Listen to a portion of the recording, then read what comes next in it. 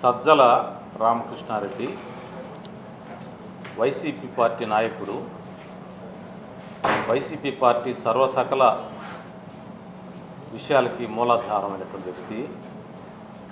అతను అమరావతి ప్రాంతంలో జరుగుతున్న ఒక తెల్లత్రాచు. ఆ తెల్లత్రాచు నిన్న కొన్ని మాటలు మాట్లాడింది. అది అమరావతి ప్రాంతంలో సంచరిస్తూ అమరావతి ప్రాంత ప్రజలను మభ్యపెట్టడానికి కొన్ని నయవంచనతో కూడిన మాటలు మాట్లాడింది. నిన్న ఏమని అంటుందంటే, మేము రేపు అధికారంలోకి వస్తే అమరావతి ప్రాంతంలో విజయవాడ అమరావతిని డెవలప్ చేస్తాము, అక్కడేమో ఆ బిల్డింగ్లు కట్టిన బిల్డింగ్లు అంతే ఉంటాయి, అది కొనసాగిస్తాము అని ఒక లూజుగా ఈ ప్రాంత ప్రజల్ని, ఈ కృష్ణా, గుంటూరు, ప్రకాశం, ఈ సెంటర్ ఆఫ్ ది లొకేషన్ ప్రాంత జిల్లాల ప్రజల్ని, ఆ ప్రజాప్రతినిధులను వంచన చేయటానికి ఆ తెల్లత్రాచు నిన్న మాట్లాడింది. అది అమరావతి ప్రాంతంలో తిరుగుతున్న ఒక పెద్ద తెల్లత్రాచు. అది సజ్జల రామకృష్ణారెడ్డి. అతను ఎంత దుర్మార్గం అంటే, ఈ ప్రాంత ప్రజాప్రతినిధులంతా వాళ్ళ పార్టీకి సంబంధించిన వాళ్ళ నాయకులంతా కూడా అడుగుతూ ఉన్నారు, అమరావతి మీద మన స్టాండ్ ఏంటి, మేము ఏ ఊరు పోయినా అదే అడుగుతున్నారు, ఎక్కడికి పోయినా అమరావతి మీద ఒక స్టాండ్ తీసుకోండి, ఏంటి చెప్పండి అని అడుగుతూ ఉంటే, దారి తప్పించడానికి, మోసగించడానికి అతను ఒక నయవంచనతో కూడిన ఒక వంచనా శిల్పం. అతను ఆ వంచనా శిల్పంలో భాగంగా ఒక నయవంచనతో అమరావతి ఇక్కడే ఉంటుంది, కృష్ణా, విజయవాడ, గుంటూరు మధ్య నగరాన్ని డెవలప్ చేస్తాడు అంటే ఆ అమరావతిని వదిలేస్తాడు. అది అర్థం కాకుండా వంచనతో కూడిన కొన్ని పదాలు వాడాడు సజ్జల రామకృష్ణారెడ్డి. ఆ మోసపూరితమైన మాటలు మానుకోవాలని చెప్పి క్లారిటీగా అమరావతి విషయంలో రాష్ట్ర ప్రజానీకం చెప్పుతో కొట్టిన తీర్పు ఇచ్చారు. చెప్పుతో కొట్టారు. అమరావతి విషయంలో మేము అమరావతికి సపోర్టు, కూటమి నిర్ణయానికి సపోర్టు, చంద్రబాబు గారి నిర్ణయానికి మేము సపోర్ట్ అని 172 సీట్లు చెప్పుతో కొట్టి సమాధానం చెప్పారు. ఇంకా దానిలో మళ్ళీ వంచన ఏంటి?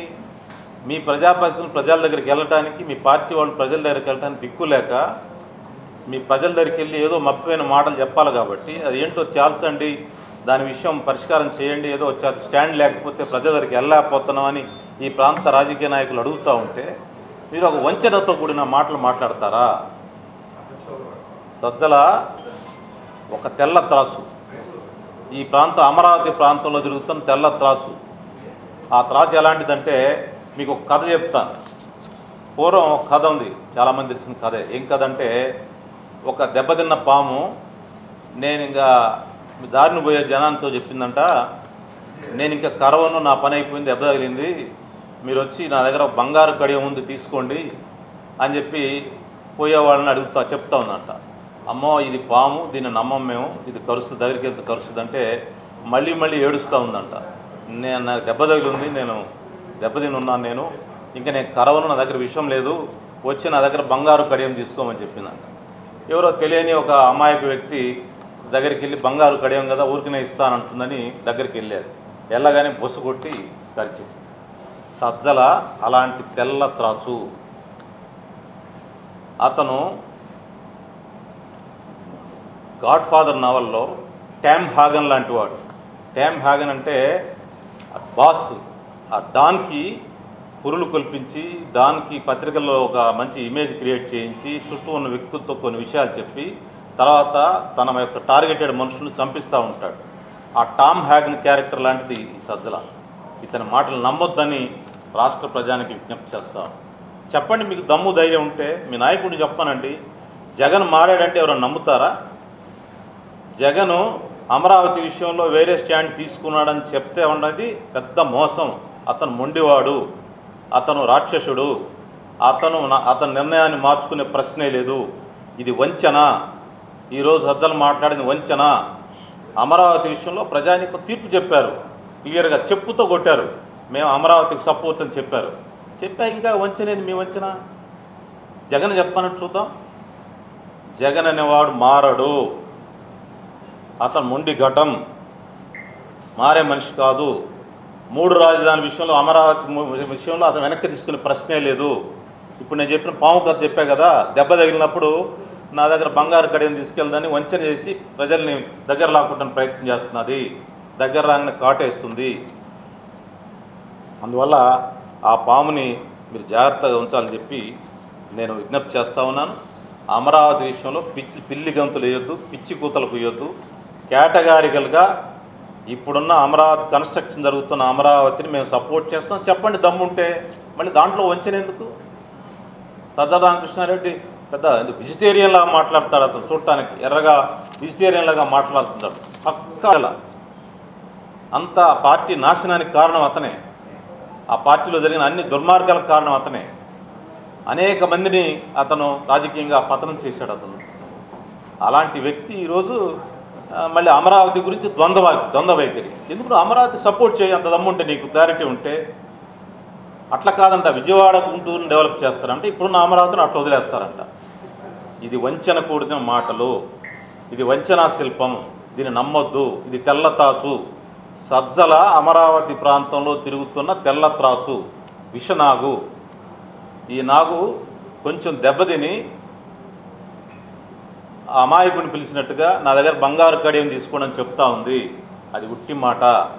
కేవలం ఈ ప్రాంత నాయకులు, ఎమ్మెల్యేలు, పోటీ చేసేవాళ్ళు, పార్టీలో పనిచేస్తున్న వాళ్ళు మన అమరావతి గురించి ఏదో ఒకటి చెప్పకపోతే జనం నమ్మేట్లేరండి మనల్ని అంటే ఈ వంచనా శిల్పాన్ని అల్లాడు అతను.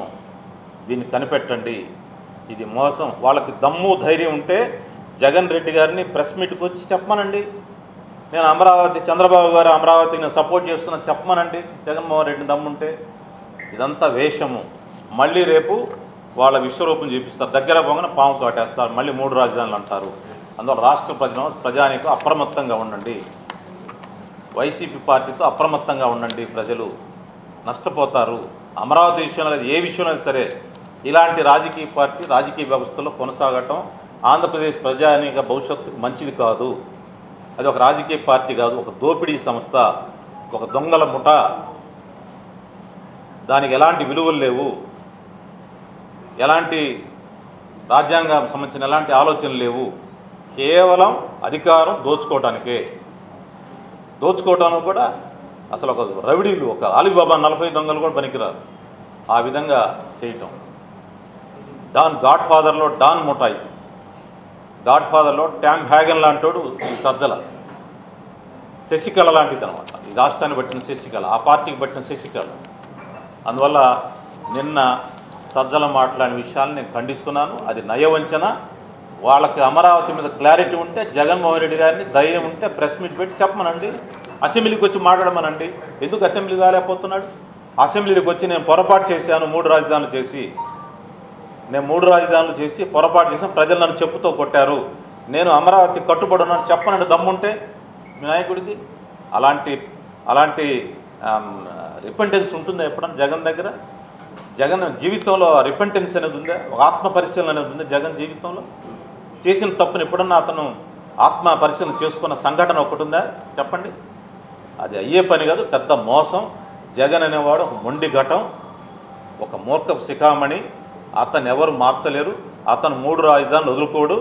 అతనికి ఏమాత్రం మళ్ళీ అవకాశం ఇచ్చారంటే పాము అదే చేస్తుంది. జాగ్రత్తగా ఉండాలి.